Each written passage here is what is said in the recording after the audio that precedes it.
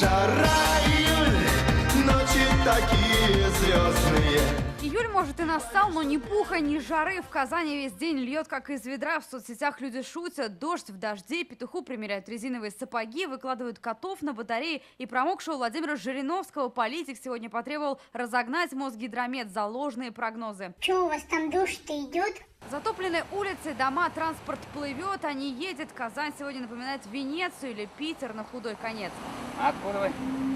Льет, причем по всей республике. Не до шуток детям в лагерях. Как дождь, так мастер-класс в корпусе. Что за каникулы, возмущаются они. Хочется купаться, резвиться, плескаться в воде, загорать. Не рады дождю и садоводы. Все труды на смарку. Урожай в Альметьевском районе гибнет. Ягоды все пропали, все, абсолютно. Вон деревья уже желтеют. Есть и те, кто терпит более весомые убытки. Топят не только грядки, но и дома. Вода и там погреб вода, и тут, и кухня, везде. Из-за ливневых дождей уровень воды в реке Степной Зай стал критически высоким. Дачники спасают огороды, заливает на других водоемах пока все в норме. Вот только даже в такую погоду не обошлось без жертв. Накануне в Высокогорском и Сабинском районах утонули 2 человека.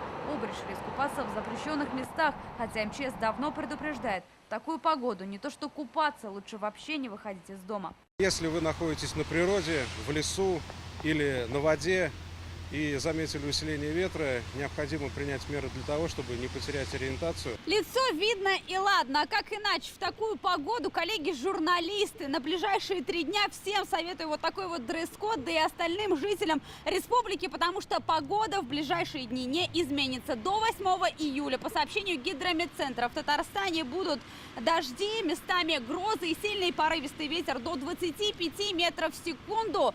Лето пока к нам не собирается. Адель Каламица, Айзат Шеймарданов, Фуат Гайсин, Булат Шефигулин, Данил Филатов, Марат Сейдгараев, ТНВ, Казань, Альметьевск, Набережные Челны.